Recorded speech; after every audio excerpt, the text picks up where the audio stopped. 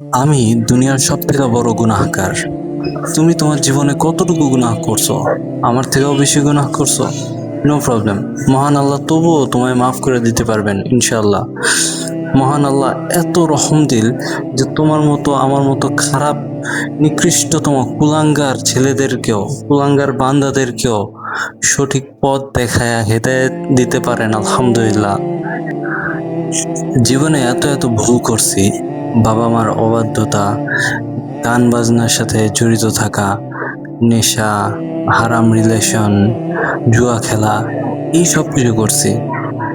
মহান আল্লাহ চাইলেই আমাকে নিজের কৃতকর্মের জন্য ছেড়ে দিতে পারতেন। সে চাইলে আমাকে নিজের কৃতকর্মের সাথে ধ্বংস হয়ে যেতে দিতে পারতেন, কিন্তু মহান আল্লাহ এত রহমদিল যে আমাকে হেদায়েত দান কইরা আস্তে আস্তে ভালো কইরা এত ভালো একটা পজিশনে আনছেন। আলহামদুলিল্লাহ।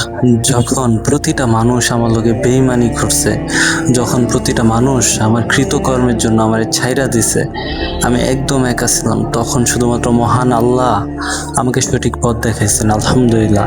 মহান আল্লাহ সেই মহান সত্তা যিনি আমারে আস্তে আস্তে আস্তে আস্তে সঠিক পথে নিয়ে আসছেন। আলহামদুলিল্লাহ। যত খারাপ কাজের সাথে আমি জড়িত ছিলাম সেই সকল খারাপ কাজ থেকে আমাকে মুক্তি দান করছেন। আলহামদুলিল্লাহ।